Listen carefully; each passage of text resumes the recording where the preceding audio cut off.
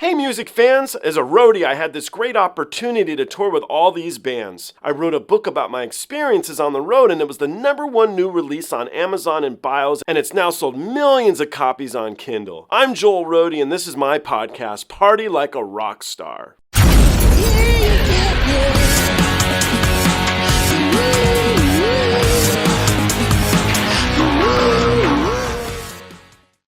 My next episodes here on my segment called Road Dogs and Rock Gods is my roadie brother, Phillip Kriz.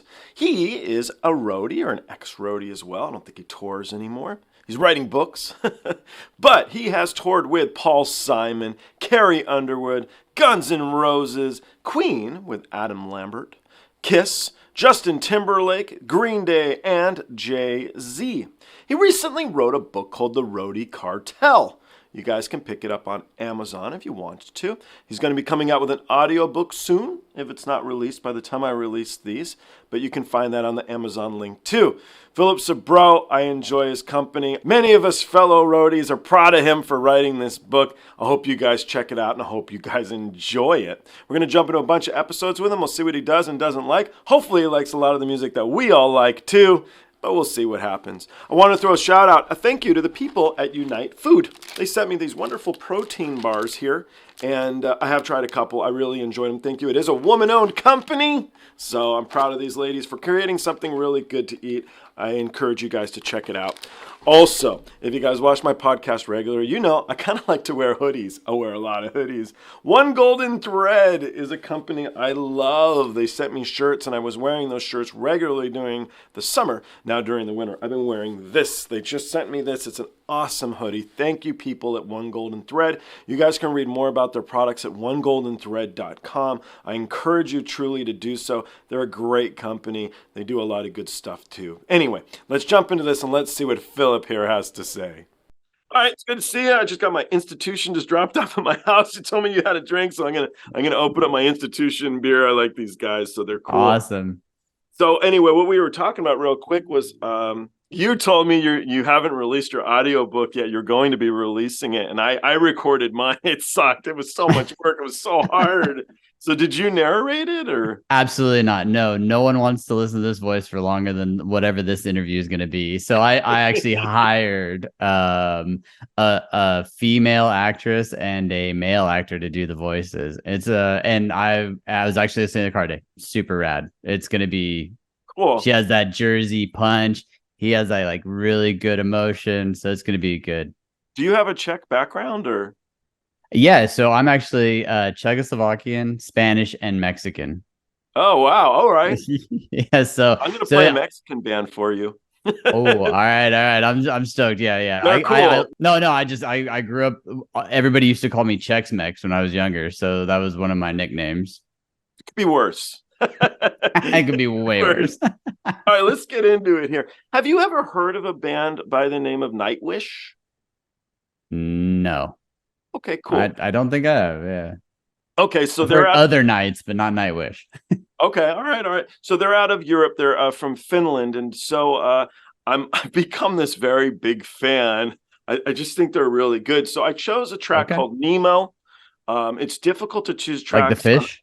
Like the fishy. So there's yes. So there's issues like picking tracks on a lot of these because the fans are like, why would you play this guy that? The guy worked for Kiss. You know, it should have been Romanticide. So anyway, I try to switch it up a little bit for me. And I figure if you're a huge fan of the band, well, who cares what they pick? They're all good, right? You're big fans. So anyway, the idea on all of these tracks is going to be, does it open the door? Do you have an intrigue to listen to more of their music? And at the very end, I'm going to ask you, all right, what you want to hear more of. So anyway, let's start with this. This is Wacken. Have you ever been to Wacken? Germany? I've never done that festival, unfortunately. Okay. It's a big one. All right. Well, we'll check out Wacken too. Maybe one day you and I will have a beer there too. So anyway, let's jump into this together. You can let me know what you think of Nightwish. Let's do it. I like the way that starts. Wow.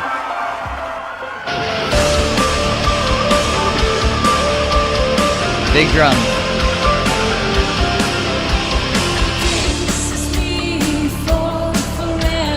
Digger Eye stuff.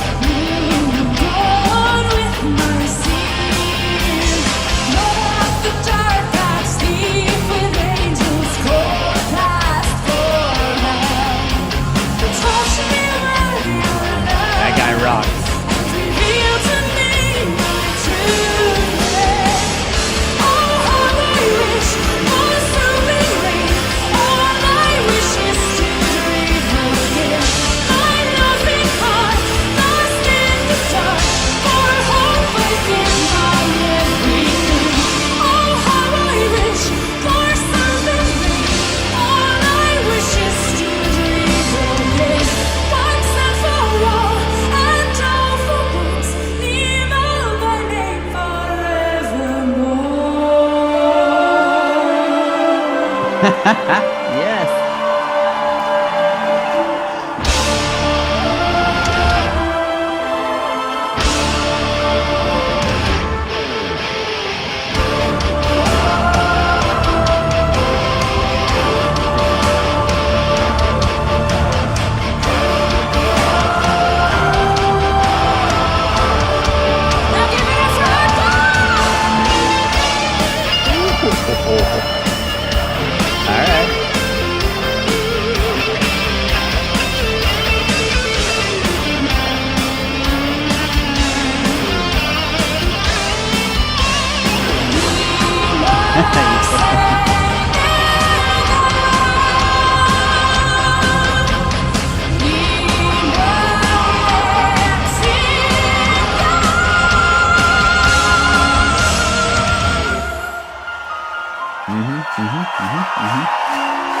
Wipe it out.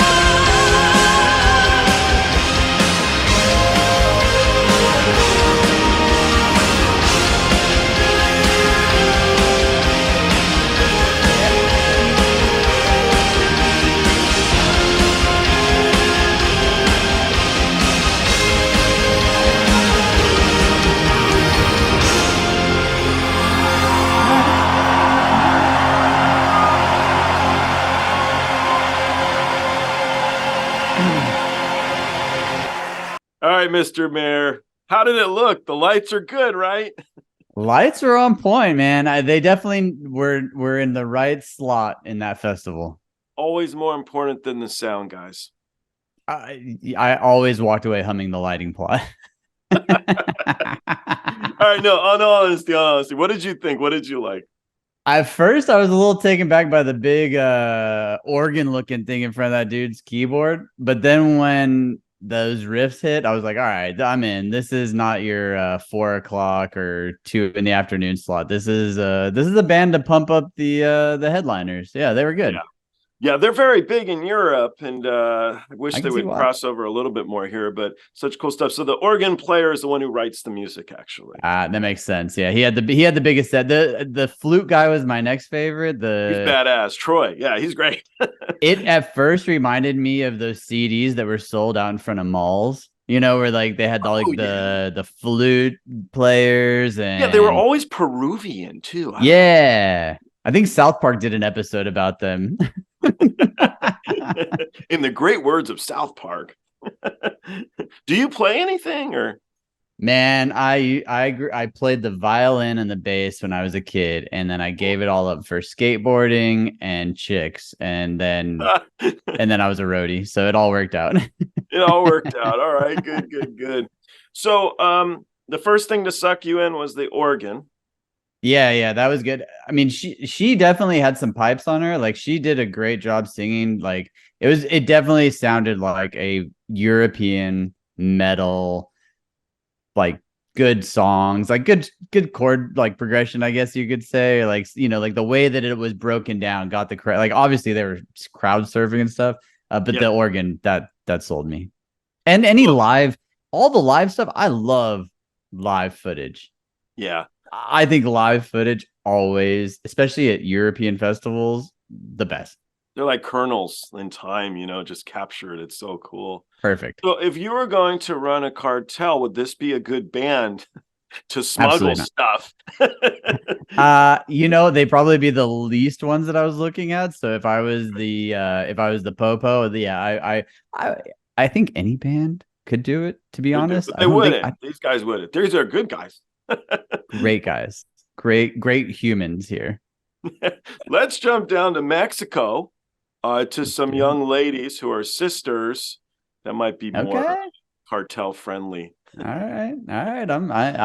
Hey, they're all open for the book, right? Any person can slide into the Roadie cartel. Have you ever heard of a band by the name of The Warning? I feel like I have, but I can't honestly say that I've ever listened to them. But I feel like I've heard the name. Okay, cool. So that is the Mexican band. We're going to jump into that right now, and you can let me know. Awesome. Cool.